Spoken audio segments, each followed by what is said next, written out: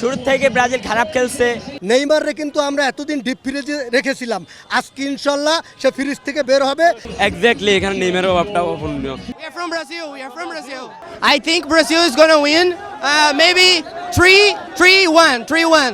One Vinicius Junior, one Neymar, and one Endrique. I hope so. I hope so. তারপর একটা প্ল্যান্ডিক পাইছে, এই প্ল্যান্ডিক যদি দিত তাহলে এখন পর্যন্ত ব্রাজিল হারতো না। একটা প্ল্যান্ডিকে কাজ হয়ে যেত। প্ল্যান্ডিকটা যদি আপনার বিনিরি দেওয়া হইতো তাহলে নিশ্চিত গোলটা হইতো। তো শুরু থেকে ব্রাজিল খারাপ খেলছে, লাস্টও ব্রাজিল অনেক খারাপ খেলছে। তো কি বলবো, আজকের ব্রাজিল অনেক খারাপ খেলছে। নেইমাররে কিন্তু আমরা এতদিন ডিপ ফ্রিজে রেখেছিলাম, আজকে ইনশাল্লাহ সে ফ্রিজ থেকে বের হবে এবং খেলবে। সেই খেলাটা আপনারা যখন দেখতে পারবেন, আমি মনে করি পুরো বিশ্ববাসী নেইমারের জন্য অপেক্ষা করতেছে এবং নেইমারের সেরা খেলাটা এবার বিশ্বকাপে দিবে। এবং শুধু তার একটা জিনিসই বাকি আছে, সেটা হলো শুধু একটা কাপ নেওয়া। ইনশাল্লাহ এবারে কাপ নিয়ে তারপরে সে ঘরে ফেলবে। এক্স্যাক্টলি, এখানে নেইমারের অভাবটা অপূরণীয়।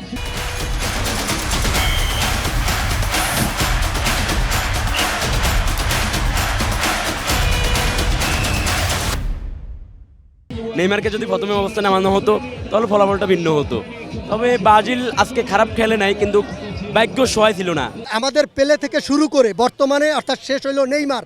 অতএব ব্রাজিলে হইলো প্লেয়ার সৃষ্টি করার কারিগর। অতএব ব্রাজিল সবসময় ভালো খেলে থাকে এবং ব্রাজিল বিশ্বের ভিতরে অন্যতম একটা দেশ ফুটবল খেলার জন্য।